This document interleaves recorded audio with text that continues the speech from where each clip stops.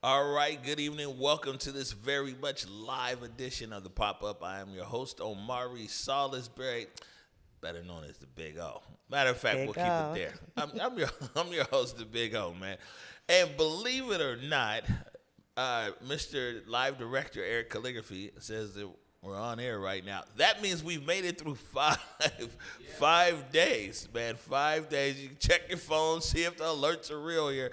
But 5 days of the pop-up. And a show that we thought we were going to start and kind of like soft launch. Man, this week and this week's events has been a lot of hard launch stuff that's come through here. You know, we talked about Joy Hollingsworth and what's going on over at City Council. We had Evie up in here. And that was a whole bomb and everything else. But anyways, anyways, I'm glad you guys are joining. We got a great show for you tonight. We have Julie Chang Shulman. Happy to be back. Yeah, Julie C's in the house, and Julie's gonna be talking about, well, you know, everything that's happening on Capitol Hill. No, just playing. We're talking about On the Block, and also her life as a creator here in the city of Seattle. And then, of course, we have DeAunte Damper. DeAunte's everywhere like air. We're just so happy to get him back here. Huh? I really am. I know you are. You're like an element. Well, you need to be on the periodic table. No more tables. Shout out to them. All right. Before we get things going here today, we got to give a big shout out to our sponsor, We Rise Wines. And it looks like Julie C is already partaking here. So, man, how is this? It's delicious. You know, I'm not a wine connoisseur, but I'm enjoying it. You are tonight, though. So we'll call it accessible and appealing. There you go. Hey, for somebody who wasn't into wine tonight, Julie C walked in there and said, wine. And thanks to We Rise, big shout out Jamila, those guys over there. Man, and getting it started here tonight. But can I say Happy May Day? Oh, yeah. Happy May Day. It's the International Workers' Day. You wouldn't be a proper anarchist if you didn't. Hey, man, you know, I'm for the people. I believe in celebrating, you know, people's rights, workers' rights. All right. Well, man, we know the Big O's got an issue with. I'm all here. I got a funny story, though. I'm going to keep it brief. Big O's got trauma. The director charges me triple time if I go over. So I'm going to keep this one brief here, man. So May Day. Oh, man. All right. Well, yes. Happy May Day to everybody. And, man, I'm all for the workers and everything else for sure, right?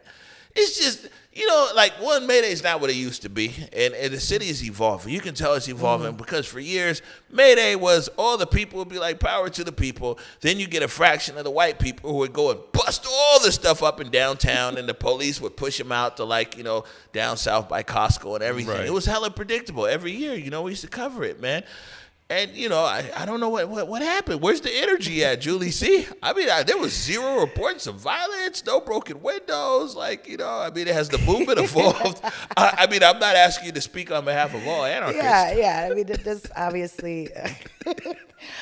I think that there's a lot of misconceptions about anarchy and what that means. And you know, I think when you talk about like a tactic, like people dressing in all black and running and smashing things, that's one form of expressing discontent, right?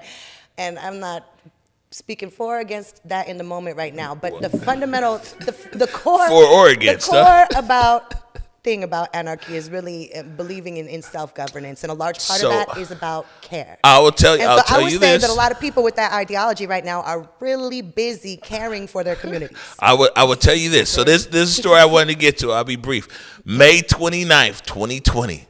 The first night of the Seattle protest.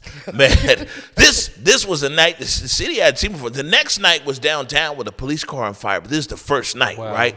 And the police pushed the protesters down Fifth Avenue to the CID, as they usually do, because they don't really care about the Asian community. They were just like, you notice the police never push anybody into Queen Anne. They only push them south in the CID. Wow. Hello. So, man, anyways, these guys, it's all new tactics, stuff people never seen before, like umbrellas. People are spray painting, the security cameras, all kinds of stuff. They tore it up, like 100%, man. They tore all downtown up. And so I write an article I put out the next morning. And I'm like, yo, anarchists leave 1.3 mile trail of destruction downtown Seattle. And you wouldn't believe how many people were like, hey, man, I understand you got to report, but, man, you got to use the word anarchist. They were like, we help old ladies across the street. We give flowers. We care about our community. And it was a beef at the beginning of the protest because I was like, man, these guys aren't protesters. They're out here tearing stuff up, and they're like, well, man, that might be us, it might not be us, but, like, anarchists are like, they didn't like the definition of being people who just tear stuff up, and I hear you sympathizing with that. Yeah, because that's not, that's not an accurate No, reflection. even my daughter was like, Dad, you probably want to lay off that, I know some anarchists who, like, like I said, they help old lady and they read the kids, and I was like, oh, okay. Oh, and so then, actually we changed the terminology after that, Eric. We started calling them the professionals. Because we were like, the professionals? No, but because the tactics being used, these guys were clearly professional. They had the little thing that could, boom, press a button, break out a whole window and do this, that, not regular stuff that protesters have. And so we changed the terminology. So, Let's not get into plants. So, anyways, as we move along here, Mr. Director, and you give me my tight, thank you. As we move along, May is Mental Health Awareness Month, and we're actually going to talk about mental health a little bit here later. And being in Seattle, all of us need therapy, and we'll get to that. But I got to give a big shout out. Let me look in the camera on this, but it is a big deal. Let me give a big shout out to Acts on Stage, an official sponsor of the pop-up show. Can we give them a hand, everybody? In our very first week on air, and I talked to Michelle and man, everybody out there. I even talked to Jeffrey. Know what I'm saying? Cheatham. Yeah. Oh man, all these guys, man, Isaiah. And, man, Acts on Stage is really great, what I'm saying, that we're developing an even stronger partnership. They're always been on air here on Converge. But they have, I think this is A2, Eric, if you throw it up there for me. Acts on Stage and honoring National Mental Health Awareness Month. They're providing a rare and much-needed space for community reflection with the world premiere of the stage play, Black Man Goes to Therapy. Running from May 21st through the 31st, this compelling production, written by Jeremy Rubin and directed by Isaiah Anderson Jr., invites audiences to come together, reflect, and explore how the stories we carry can either hold us back or move us forward. So a big shout out to Acts on Stage. You know what I'm saying? We need people to go to actsonstage.com. Get them tickets together, tell them the Big O sent you. And yeah, let's talk about it. Black Man Goes to Therapy. First thing I think about, DeAunte, is you. First of all, I mean, I hope that that's a good thing, but it's like, well, that brother needs some therapy. That brother needs some help. Well, you just talk about it a lot. But I'm excited about this play. As we already know, Acts on Stage does it again. Creating spaces on deep conversations, especially when we're talking about therapy in our community. I'm also part of the Therapy Fund Foundation. That's also partnering with them on the opening night. Can you hear me? I'm holding it up. You're okay. You keep going. The opening night of this event. It is so important to me when I think about Black men need therapy, because I strongly believe when Black men tap into their vulnerability, it unlocks just this amazing superpower that no one could be able to stand up against. And I'm just so proud of Isaiah Anderson Jr., Michelle Lang, Jeffrey Cheatham. Being able to put this event together is everything. So really just proud to be there. And I'll be there the opening night. Hey, Julie, you live on Capitol Hill. I'm sure you run into a lot of black men that need therapy. You know, Wait a minute. Time out. Why do you think? Well, let me ask you this. Why do you think it's so important? What, therapy? Yeah. Why do you think do black you go men to need therapy? therapy? Is that too personal? Am I allowed to ask that? No, I mean, who goes to you therapy? can- It's the pop-up, girl. You can ask Pop up. it. Yeah, that's. Ooh, what's the time on that? Time check. 11:32. Clip out. It's the pop-up. Pop off. Yeah. One, yeah, I mean, it's cool to ask that. Two, it's like, no, I don't go to therapy because I find a lot of other things that I do therapeutic. You know what I'm saying? Let's unpack that, as my therapist would say. What are some of the things you find that are therapeutic? Radio. 100%. Every week from really on air from 2 to 3, but really the process starts at like 1 o'clock. So from 1 p.m. to 3 p.m. every Monday, I fill in on my mama's radio show over there at KKNW. Now, it's a big deal right now because right now she's recovering. She's been hospitalized, and so it's like you need shoes to fill. But, you know, my career started in radio at WRVS 89.9 ECSU. You see what I'm saying? In college on radio, and that led to a job with the Basketball Network, Hoops TV, and One. You know, and that led me overseas and everything else. But I love radio more than anything, right? And so, but when I came back from overseas, 2016, 10 years ago, I couldn't get a job, anything. And I'd be out here. I was driving Uber. I was selling beer and peanuts at Safeco. And my mama would bring me out to her radio show, right?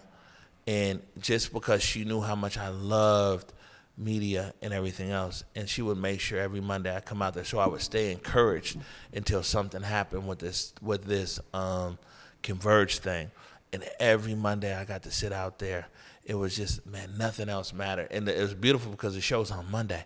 Yeah. So it just sets the week on fire. Start the week off. You've been on fire ever since, so I would say. No, and so you see, you were there at the first one I came back for. It was amazing. And I appreciate you sharing that outlet. But I also want to encourage my brothers and sisters out there to tap into therapy. It is so important because you know what they do, Omari? They tell black men that they have to be masculine. They tell black men that they have to be tough. They tell black men that we're a threat to society. But what they never are able to tell us is that we can be able to overcome and heal the barriers that have been breaking our community forever. So when we're saying black men go to therapy, it is giving our community, especially black men, black fathers, black preachers, talk show hosts, an opportunity to tap into their superpower and find a soft place to land. So when we say black men go to therapy, it's just not a slogan. It's a damn movement.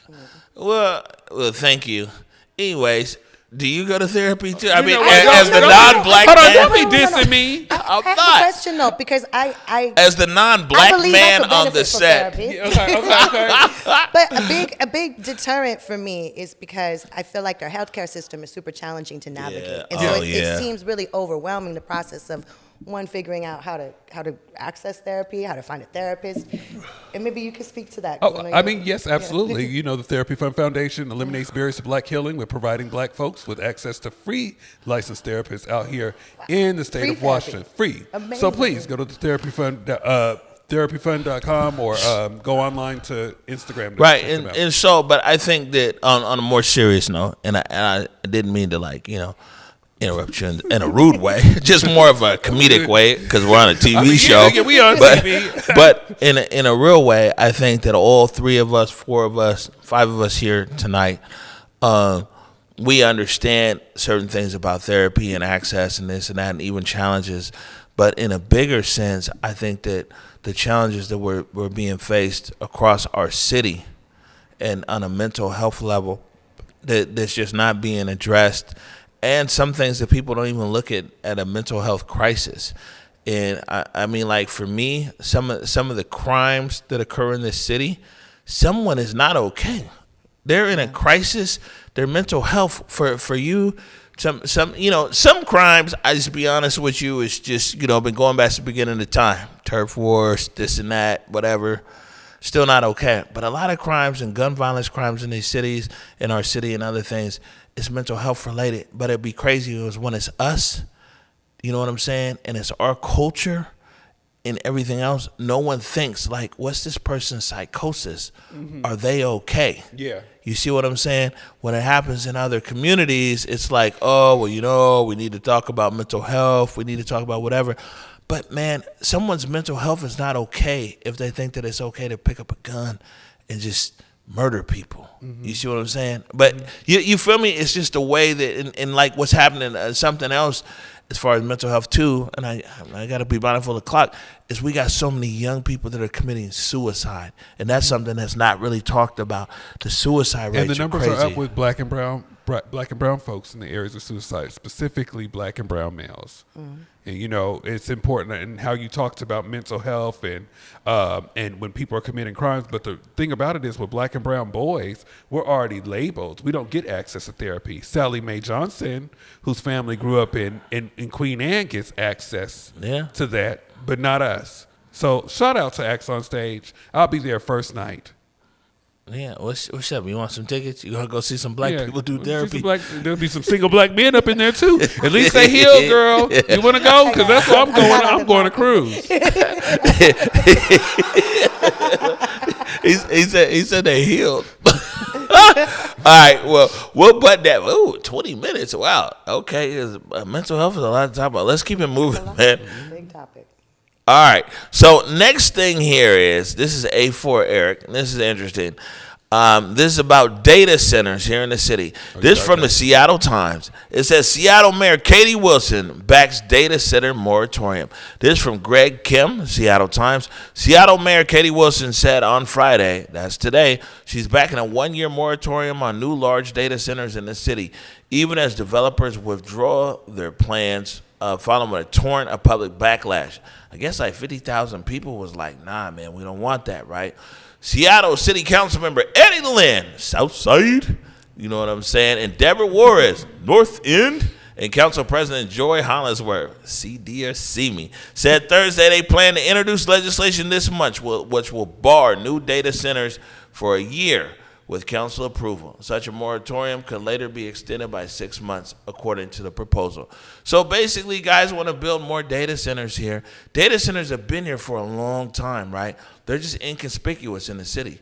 Like right across from the Sheraton is a huge one. It had been there even before all the Amazon stuff. But now they're saying no data centers. People are hearing that it takes so much electricity and this and that, and who knows what it's doing. Radio waves, I have no idea. Julie C., what are your thoughts? I mean, I think the people have spoken. I think it's good to see a responsive city council on a topic like this. DeAunte Damper? I would have to agree. It's one of those. What I can honestly say that I appreciate about this office is they don't dance around some of the things that they're working on. Community response, and sometimes the office will clap back, but I just appreciate the response. There's been some leadership that sometimes just ignores folks. I'm doing it because I'm doing it. So It's going to be great to see what it gets unpacked through that. Now, let me ask both of you this. Are you now NIMBYs? Excuse me? He said, "Are we NIMBYs?" Are you NIMBYs? No. And for the viewing audience, Mr. Director, not in my backyard. So we hear this a lot when people are like, yeah, we need more housing for homeless. People are like, ooh, yeah, you do. Not in my backyard. Hey, we need that. Ooh, not in my backyard. Now, the data center, this is where people like to chat GPTs and all that kind of stuff, and the Gemini's and the AI and all that stuff is coming from the data center. So is it like, yeah, I still want to use GPT, but no data center in my backyard? Got quiet out here. I mean, I think that there's a lot of distrust on these companies that are running these data centers. Big facts. That are vested interest. I think that we've seen kind of the impact of technology investment in our city as far as like affordability, as far as kind of control. and I think that Seattle has a good cause to be cautious. Look at Julie C, man, you be on it. I'm telling you, girl, because I don't know how to answer that question. Yeah, look at Because I will not confirm or deny if I ever use any of those electronics, those devices. Mayor Wilson, Well, we're you using, have there's a no not street level using them advocate anymore, right? here. Because the AI is like integrated into the algorithms now. Yeah, So AI there's is not really any everywhere. bypassing that. I feel Pretty like. soon the AI, no matter what the mayor, city council says, the AI is going to take the auto pen and pass its own legislation. All right, we're going to keep it moving here. Let's go down to A5. This is one that you were at, DeAunte Damper. Where was I at? We're Where was I at? well, you just started the show saying you was everywhere like air. Oh, yeah, that's fair. It says, a day of resilience and representation. Black Panther Park opens in Skyway. The historic opening of Black Panther Park in Skyway, Washington, the nation's first park dedicated to the Black Panther Party movement. DeAunte Damper, tell me all about it. It was a very historic day to even just be hosting the event, but nurturing. I want to really shout out Nurturing Roots, our girl, Miss Gloria, over there at DLS, and really just the whole community gathering together with some of the former Black Panthers from here in the city of Seattle to open up this park in Skyway, right there on the corner. Right there on the corner near Skyway, the old Skyway Foods. And I just find it to be really historic because most of the time people leave Skyway out of the conversation. And that's one of the last areas that have a big Black community in that space. So I just appreciate them holding on to our history. Naima Clark did an amazing not performance, but speech, just about the land and how, as she was making this park, she thought about Elijah. She thought about the work of the Black Panthers and folks that are fighting for justice and helping in the areas of food sovereignty is what they used to do. And she's doing that right now in the space. So I'm just proud. I was very happy to be there. Julie C., you all about the culture, my friend. What are your thoughts about the nation's very first park to honor the Black Panthers right here in our backyard? I think is it really the nation's very first park? Very first. That's crazy. Seattle's a bellwether city, by the way. But Bellwether Who is City. Bellwether? That means that we do stuff first. Okay, I'm like, Bellwether Housing got something to do with this? Oh, yeah, my fault. Didn't mean to traumatize you. Listen, you can see her. You can see Julie's face. What? Bellwether? Whew. Right. I would just assume some beef with every institution in the city. Right. Be like, yo, but so what I'm saying is, right, and I'll wait until we actually get there and talk about it more. But in so many different ways, Seattle does things like first. You see what I'm saying? And so, yeah, it's crazy to think. But like even when we're talking about the Mariners, which is next, the Mariners are the first Major League Baseball team ever in Major League Baseball history to put Negro League jerseys in regular rotation. And you're like, Seattle. But, so we be doing stuff like that. But anyways, your thoughts on this park in Skyway? I think that's a beautiful thing. I learned a while ago that the Seattle chapter was the second chapter in the country, the first one out of California. I'm so shocked that there's not a park in Oakland. Well, can I tell you this though too? Yeah. Where we stand right now in Dr. Martin Luther King Jr. County, this is the only jurisdiction in America that's named after a civil rights icon. And I happened to grow up going to Douglas Truth Library and swimming at Medgar Evers Pool in Martin Luther King County. So that's what I said is there's something really special about this city that we live in. And I think that's why both of you guys in your own kind of way be like, man, hold tight, dog. Things is changing, but hold up. We can't, you know what I'm saying?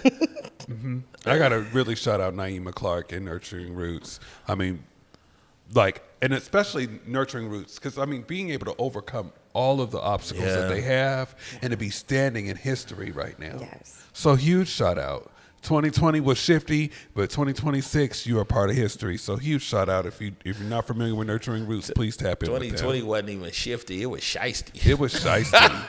We're going to get a therapist to come talk to us about it. All right.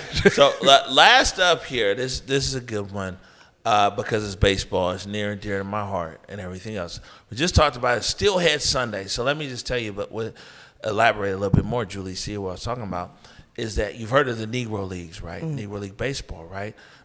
Well, a lot of people don't know that Seattle had a Negro League team. 1946 is the Seattle Steelheads, right? And they only played one season because in 1947, Jackie Robinson broke the color barrier in Major League Baseball. And after that, Major League Baseball, they started cherry picking all the best black talent, and the Negro Leagues ultimately collapsed, right? They faded away. But the Negro Leagues represented something important. Baseball is the only sport that black people ever owned, you know, and in parts of America, even here on the West Coast, there was the West Coast League, but a lot of people know about the Midwest and the South.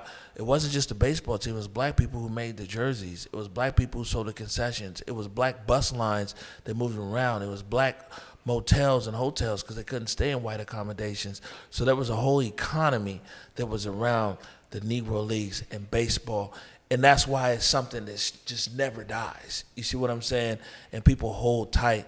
And so what the Seattle Mariners did is the Seattle Mariners are the first baseball team in Major League Baseball history to put a Negro League jersey in regular rotation. Well, what does that mean?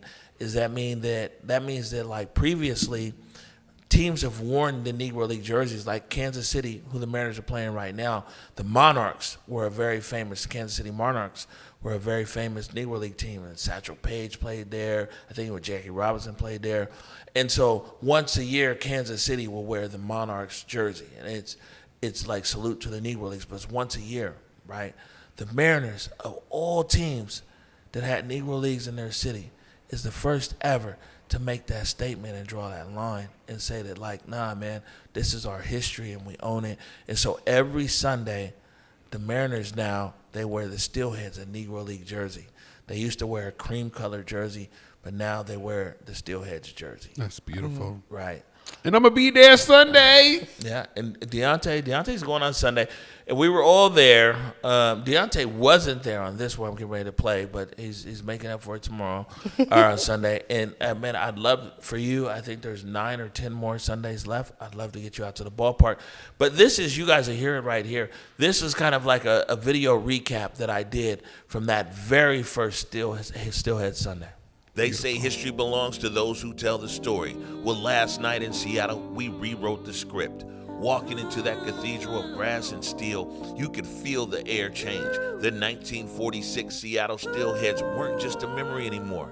They were the heartbeat of the park, the first and only team in Major League Baseball history to make this legacy permanent. From Bookie's pitch honoring Dr. Perkins to the sparkle in the eyes of the 13U Kings, it was a holy moment. An affirmation that our stories are sacred and our lineage is unbroken. It was an undeniable spirit of joy moving through the stadium. This is what it looks like when a community isn't just invited, but honored. Respect the past, own the future. Sundays are for the Steelheads. Wow. Wow. I'll tell you this. Those are my words too, right? And so the I learned something new, but it's all good. I'm not saying this in a bad way. You know, the Converge, we made the actual intro video. So when you go to the ballpark on Sundays, the video that's played. And so it's my words, right?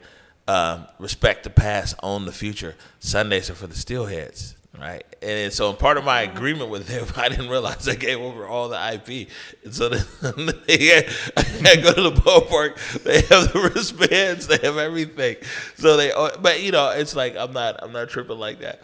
But yeah, I mean, Converge. Do it say as coded by yeah, I didn't get my quotation there. I got to run it past Julie C next time.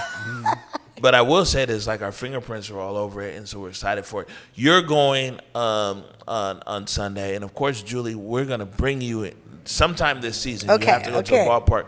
DeAunte, tell us how you feel. I'm excited. I'm really excited. I'm bringing some youth, our Rainier Beach youth with me this Sunday. I'm just really excited just to not just to attend the game, because I love me some Mariners, but also just to be a part of history. The feeling that I felt when the announcement was made, I was there for that moment. And to be able to share that with my Converge family and my community family as they seen that representation matters. Just seeing black media matter and representation matter and our black history matters. So I'm just really grateful that we're a part of this and can't wait to share that with some young youth from the south end of Seattle. Yeah, Julie told me that I was like, Julie, you been to a baseball game before? She was like, duh.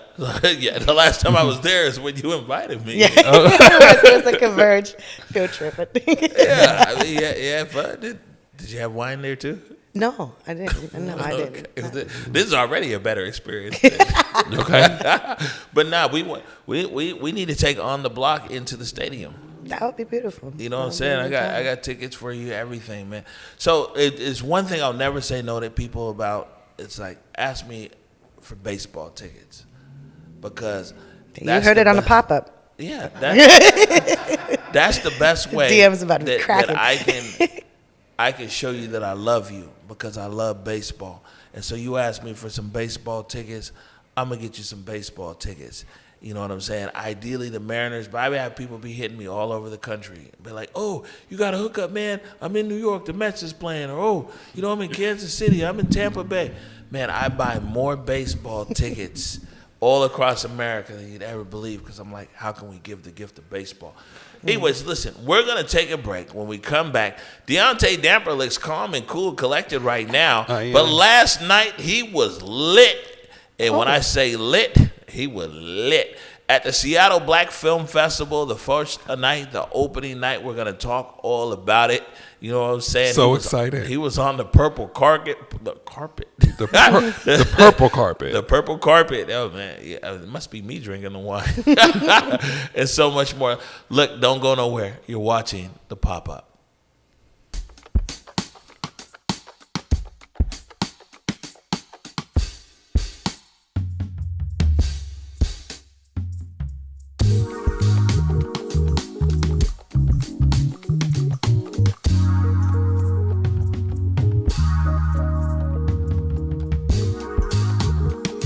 All right, yo, this is it, okay?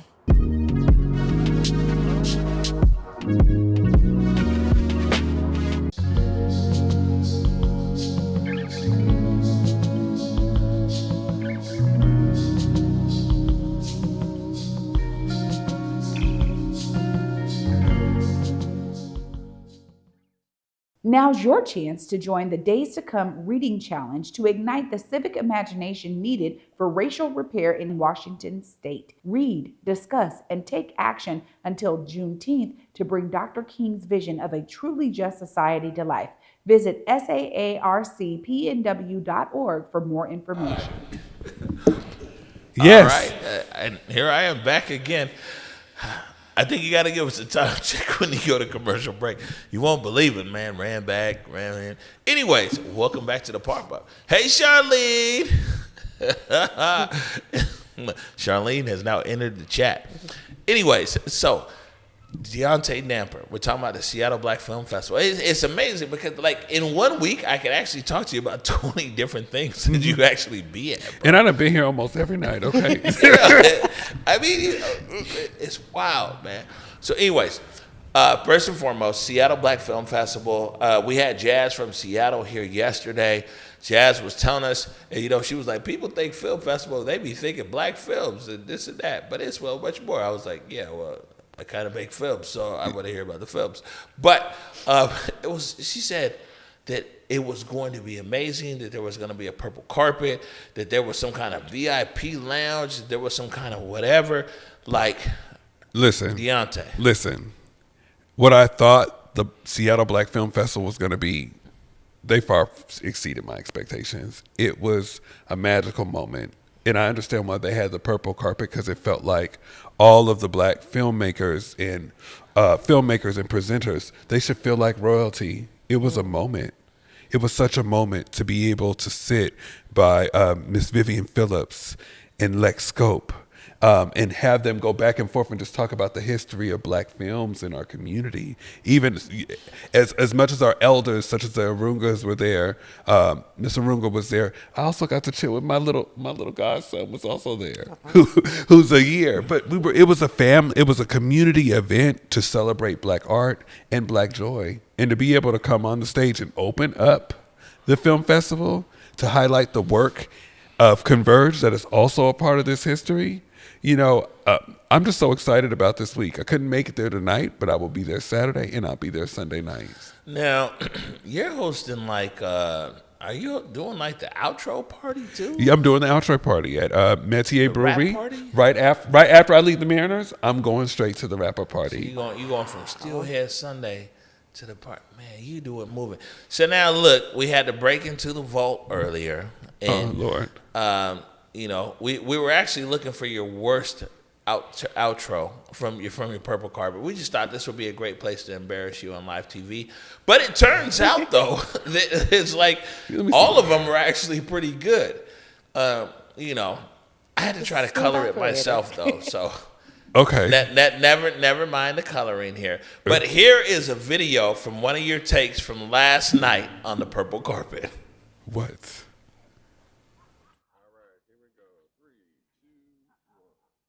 Hey everybody, DeAunte Damper here, and I'm so happy to be right here at Langston Hughes Theater for the 23rd Annual Seattle Black Film Festival. We are so excited to be here where you're able to see black art, black movies, and culture right here in the Central District. And the theme this year is The Sound of Us. I'm so excited to see these movies, and above all else, I'm so excited to see our community full of art, full of love, full of history, and above all else, joy. I like that. Above all else, joy. Joy. Now, I saw in this folder, big shout out to Adrian, Carlos Imani. I saw it was 5-6 takes. And I was like, ooh, there's got to be one that's horrible. No, you should have seen there's one with me and Miss Vivian Phillips. Now that's the one that you should play. It is classic, and I need it for myself because first of all, everybody that I interviewed, from Alicia to Miss Vivian to Marie Cadet, all our community members, they were just so excited to not only be celebrating the films, but celebrating with us. We welcomed our community in there, right? And I'm just so excited about these next couple of days. Shout out to Jazz, because she turned Langston into a whole history lesson. Well, speaking of that, Mr. Director, let's go to B2, the VIP tent. Jazz sent over some images here from the VIP tent. Tell us about it. Oh my God, it was just lovely. Right when I walked in, I just seen nothing but magic. It just felt like not the Magic School Bus, but the the Soul Train. That's how I felt. That's how I felt. It was so amazing. Yeah. She got some video of it? Yeah, no, it just played. Oh, you playing? Oh, okay, good. It was amazing. Still talking on it, so we can play it and talk at the same time. Okay, but it was amazing, and I'm looking forward to going there tomorrow night, as well. Okay. Have you been to the Seattle Black Film Festival, Julie? Back in the day at Langston. Back in the day, bring the mic a little closer. Let's hear you talk about how you haven't been there lately. No, what? I haven't. We got to hear you clearly. I feel like I don't. What's going on? You ain't been to Mariners game since we took you. I don't leave the block recently. No. Oh, okay. Capacity. It's been a wild 6 years. See, but see, this is honesty in action right here. You know, it's a lot of people would have the audacity to come here and just lie. Like, yeah, man, I was there last year. It was amazing. And then they would think Big O would just move on. Like, oh, well, that's great. Let's move on. But no, I'll be like, oh, really? What were the top three? Where were your top 3 films from last year, huh? What were your takeaways? Were you there with? See, so Julie kept it 100. It's like, man, I ain't been in like 6 years. But I mean, I would say this: the vibe that we're getting, Julie, might be tight because your plans are already whatever for the weekend. If you can't make it, let me know. We'll get you some tickets. But if not, you should just know, man, that like these guys over at Langston, man, they've just stepped it up to a whole nother level. It's super. Like, it feels like Hollywood in Seattle, man. And the staff. I mean, you felt like you were home right when you went when you went in. Huge shout out to Taylor. Shout out to Ebony Arunga. Hello. Happy birthday weekend, Ebony. What? I mean, yes. Okay. Opening night on her birthday, and I mean, she talks about this just being full circle, growing up in Langston, and now being able to lead the charge. You know, she keep it a buck, man. Always. You know what I'm saying? We be having real grown folk conversations.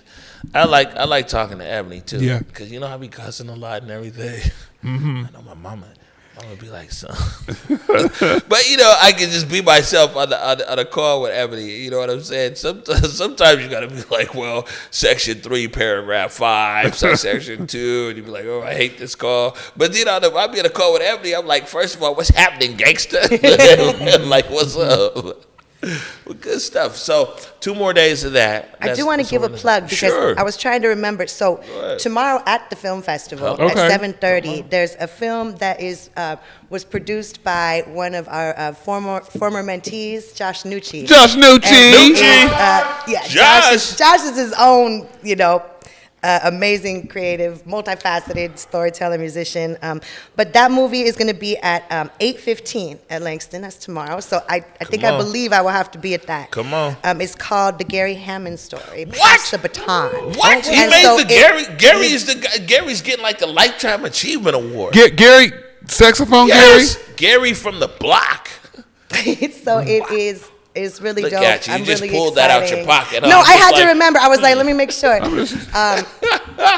I'm really proud of Josh. Is an incredible musician, and he is just, when you think about like an artist, this is somebody who their heart, soul, they really interpret the world through their creativity. And so it's really beautiful to see. I'm really excited to see a work that is this like transmission of that, the intergenerational transmission, that kind of storytelling. So yeah, I'm really excited about that. That was a good plug, honey. We need to clip that. Julie C came out of nowhere. I'm with telling that, you. too. Bam. Now we hosting this show. You trying to take our jobs now, Julie? I'm trying to be back here That's what I'm Monday. saying. We need some job security around here. Yeah, run us off the set. You know what I'm saying? We try to stay on the block. Okay, right. So one thing here, DeAunte, and I know we touched on it, and we got a whole month to talk about it. And a lot of times mental health is just depressing, just because of the nature of it. You know what I'm saying? It's like if you're talking about colon health, you'd be like, oh man, do I really want to talk I'm all for the colon health. I'm sure you are, bro.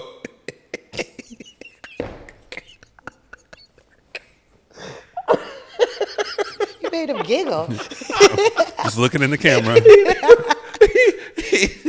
Clip that. Hey, bro. So anyway, let me, as the kids say, let me center myself in this moment, in this space. Mental health.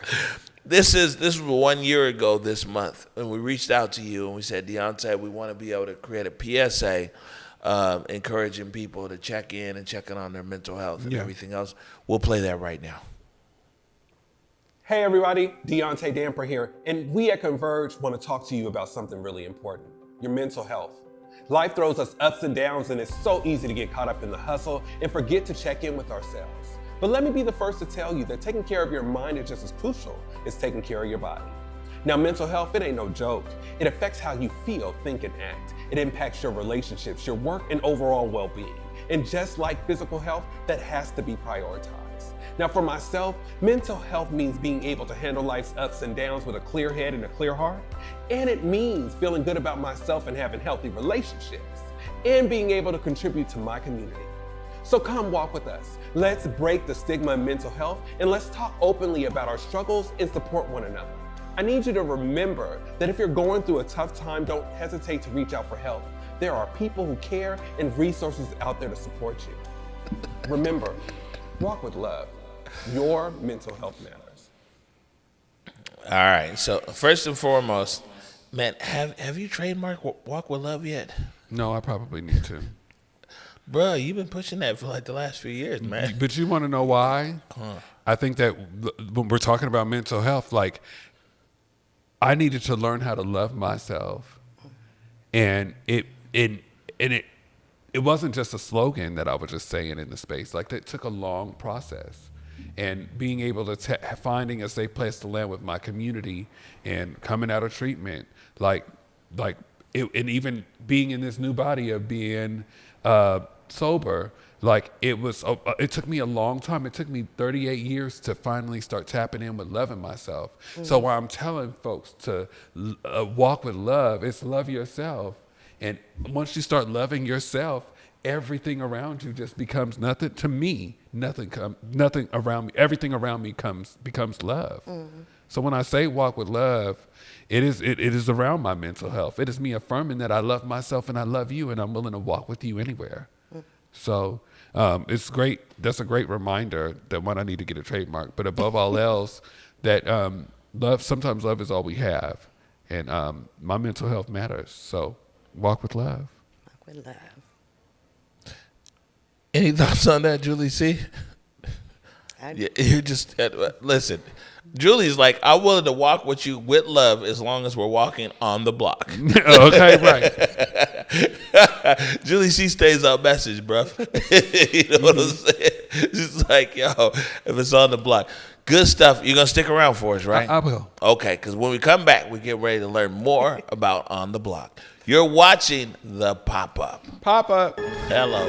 This May, Seattle Opera presents the return of Bizet's celebrated classic, Carmen.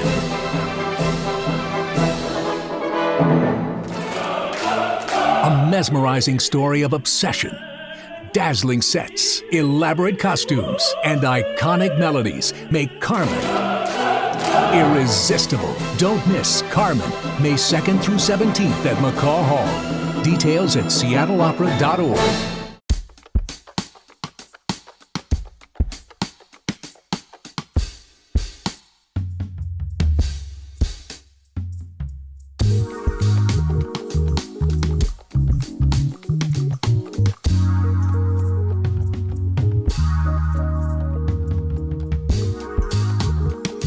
All right, yo, this is it.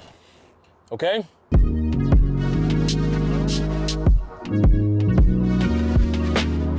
What's up, Seattle? It's your boy Cuddy here, tapping in just to let you know that no matter where the place to be, King County Metro will get you to where you need.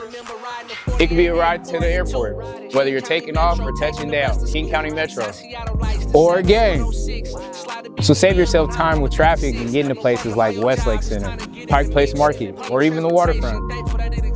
Rather by light rail or bus, choose King County Metro. It's the only way to go.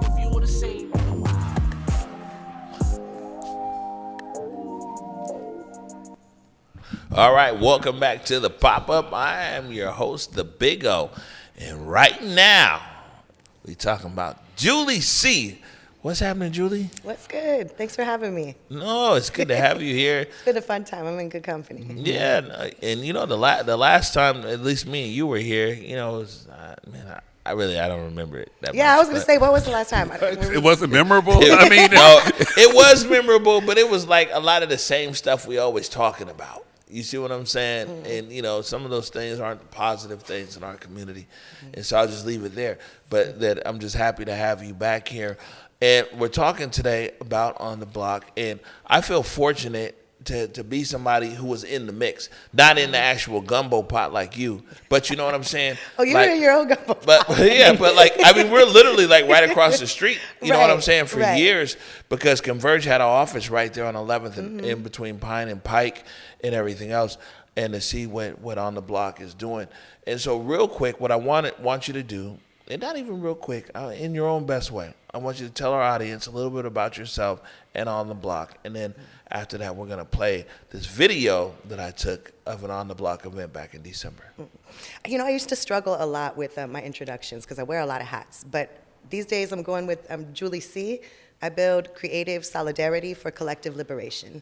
And, you know, for me, my entry into that came as a hip-hop artist and some of the spaces and how important those spaces were for me growing up in Seattle as a teenager. And I try to play that forward. So On the Block is the recent iteration of that. And I'm very fortunate to be in solidarity with an incredible community of people that make it happen. Right. And I think this might be a good opportunity when you to talk about this this group of solidarity and other groups that you're in. It's not a group. You got the language. State. It is a state. That's what I'm saying. It's like, come on, break this down. What's happening? So we really believe in the power of art and creativity to not only be an incredible tool for self-growth, healing, and empowerment, but also a tool of coming together and maybe unlearning some of the toxicities of these systems and structures that have sought for a long time to keep people apart and keep people siloed and keep people away from their collective power. So we use art to combat that. All right, and so and now just in a more detailed sense, like On the Block it's a crew, kind of like That's a great the question. Massive Monkeys, I see or is what it you're like saying. some brick No, and no, no. mortar? So- Is it like So basically, On the Block, we operate 4 different spaces on 11th Avenue between East Pike and Pine. It's Blue Cone Studios, it's it's The Study at Crybaby, it's So Below Photo and Design, and our newest one is 1111. Yes. And we support, more importantly, an ecosystem of about 50 plus different resident artists. And a lot of the times, like residencies in the traditional sense are like, you get a couple months to make art for a little bit and you're gone, but we do things different. We operate, people don't pay rent. We operate based off reciprocity. So people's access is based off of relationships, like authentic symbiosis, our residents. Excuse me. What is this is something that can only happen on Capitol Hill. Sorry. Excuse me. What is I I was with you don't until you think said so. symbiosis. Now, what does that mean? What that means is that, so for example, we don't have any paid employees, right? Okay. But last year, I think it was something like we provided 7,000 hours of free art programming to our direct community, and that's through the artists that are part of our ecosystem, hosting their own free events, drop-ins, workshops, and they'll support an event like On the Block. And it is really based on a kind of exchange. That's what it's meant. Okay, symbiosis. Symbiosis. And really it's energy that came together. It was a pre-existing community, right? A lot of that came together the same way this new iteration of Converge came together, I think. Yeah, In the same fire it was forged. I think it's something. Some aliens put something there a long time ago. It's planted on like right there on 11th and 12th and Pike and Pine and everything else, man. Because some of the stuff that goes down there that are really amazing and excellent things. Everything that you said is like, man, I just don't see that happening like in other places. You know what I'm saying? It's like, I mean, but even before that, or even at the same time, actually, I was talking to somebody. They're doing a documentary on the Seattle protests. What? Yeah, believe it or not. Anyways, and they were talking about mutual aid, and their understanding is that mutual aid has started once CHOP has started. And look, Julie she get ready to spit out the wine she ain't even drank yet. Because let me tell you, is that mutual aid started over there with Carolyn Hitt and all these guys over pushing out of Vermilion. Day one, it was like June 1st. Once it got funky up there on the hill, it was like, oh man, we got to feed people. People need bathrooms. People need this. People need that. And I mean, a lot of what I hear you even say right now is, at least the way it computes in my mind, is the services that you're offering, how you're doing it, is that reciprocity, kind of mutual aid spirit. Exactly. That's now gone over into the art world. And, just one time real quick, so I got you on tape. Can you amen what I'm saying here, that mutual aid did not start in CHOP? No. And I would say it started long before even that, right? Yeah. I mean, the mutual aid aspect of it was the reason why there was such a rapid response by community. Fast. We were seeing our community out there get pepper sprayed. We were seeing our community out there take blows. It was a very jarring thing to see, and there was sincere pre-existing relationships. There was a lot of care. People gave a damn. Yeah, and that giving a damn is continued over the years into all these different things that you guys have going on up there at Capitol, huh? Yes. How do people tap in with all of that? Well, right now, I would say definitely drop by 1111. It's really exciting because it wasn't until late last year that we got our first store front, street level. All of our studios upstairs, downstairs, in the underground, that's true, So yeah. this is now, we have like a front page. So you can stop by 1111. You can go to 1111, spelled out, ontheblock.com. It's also the digital front page. But we have a lot going on constantly. We have different drop-ins every week. We have a regular marketplace. We have writers' night, like graffiti writers. We have, it's so much. So much. I think, well, actually, I had to find this video. It's only a minute long, so I'm playing this no matter what.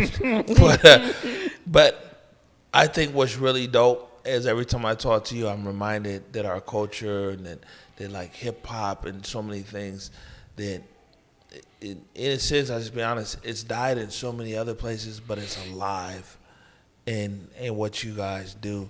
And it's not alive on life support. It's alive because you guys continuously push, and it's thriving, and it's like it's meaningful for you.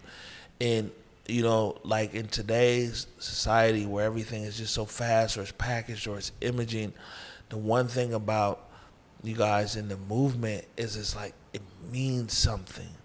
Yeah. You know? I mean, it's dope. So let me do this. This was back in Christmas time, Eric called me and he was like, "Look, bro, me and Eric be doing some horse trading behind the scenes. Eric be like, listen, if you want me to come and help you shoot this on Wednesday, then I need you to come on Sunday to shoot." I was like, bro, man, I was just trying to sleep on Sunday. Well, you'll tell me. Do you want to see me on Wednesday? But Eric called me. And he was like, yo, this is on the block. It was a special, like, market and everything else. Mm-hmm. And then, you know, the guy showed up with the camera, and we did some interviews, and this is what we got. So this year is the second annual On the Block Holiday Special Creative Marketplace.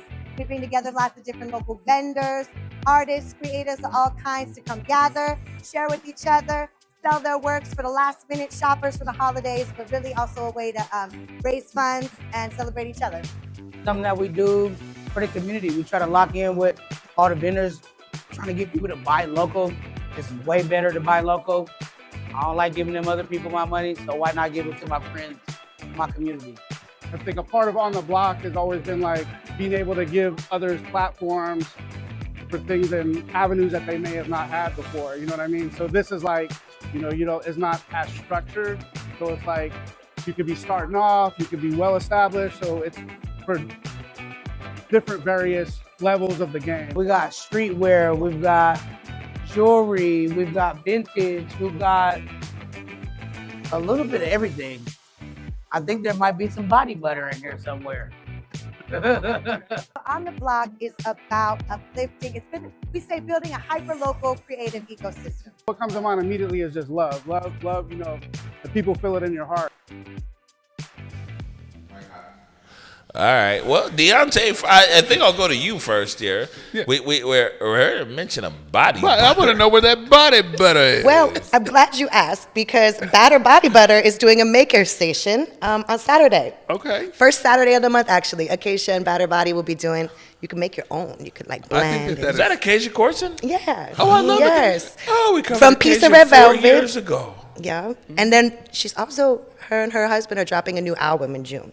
Okay. Just a plug. Shouts to Peace and Red Velvet. That's what me and Charlene going to do. Body butter and bangers. It's but I have nothing better. I have to ask you this, right? As an artist, right? Mm-hmm. And, you know, Seattle's a very art cultured city, you know, and we are very sensitive about our stuff, right? What makes you continue to do what you do? To help preserve that, to help protect, because there's so many youth that come to your space and they end up doing some really big things, right? What makes you keep on doing this? I mean, I think for me, it was because I had that, you know, Seattle, the community that was available to me as like a hip hop artist coming up at that time, you know, probably like early 2000s, we had poetry experience, right? We had Sure Shot Sundays. There was people who were cultivating this space, and it was so transformative in my own life that it has just always been a driving compass in how I navigate and move forward. See, I think that's beautiful.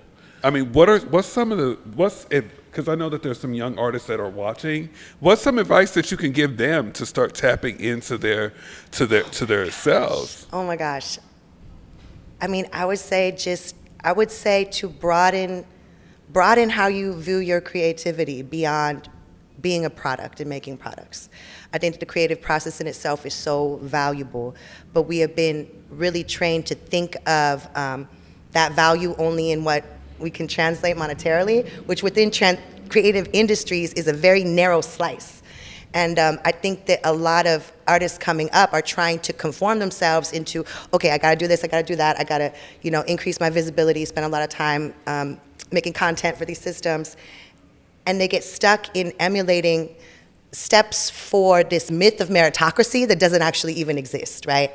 I think that there is a lot of opportunity in the right now to create new lanes in what it means to even be an artist and be a creative, and how to monetize that. I hate that word monetize, but we gotta live, right? But I do think that a lot of the opportunity is gonna come from changing how we think about creative industries and artistry. Absolutely. And last but not least, can you just finish this sentence for me, or repeat this sentence and finish it for me? Seattle art scene is inspiring. You gotta say burgeoning. Seattle. You gotta say Seattle art scene is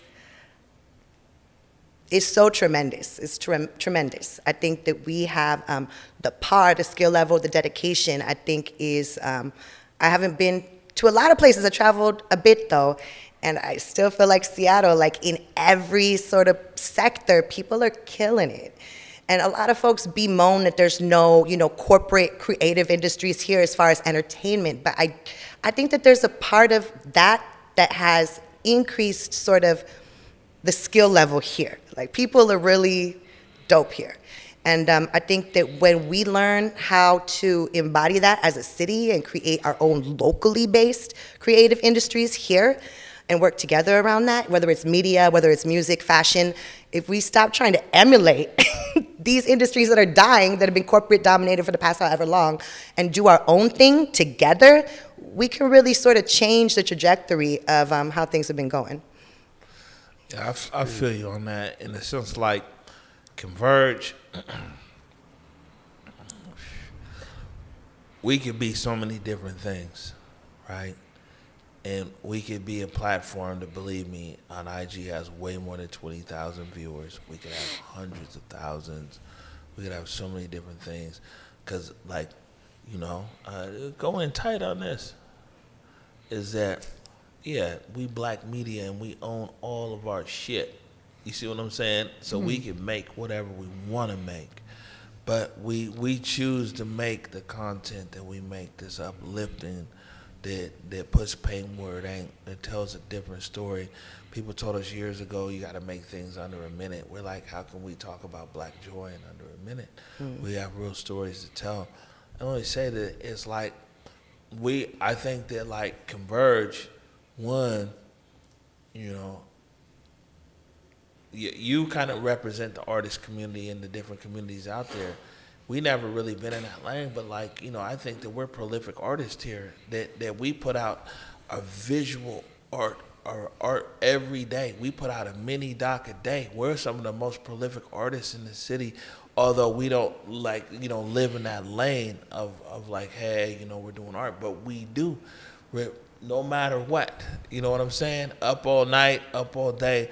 Every day, Converge is putting out something that's meaningful, that's taken from our hands or our heart.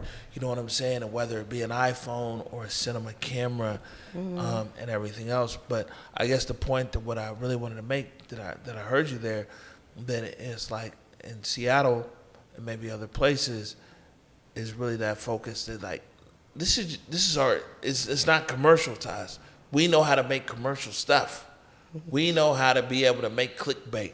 We own the cameras. We got the studio. Like a show like this, we could also have a show of like, you know what I'm saying, cheating, fighting housewives and talk show here. Ooh, I'm down for that.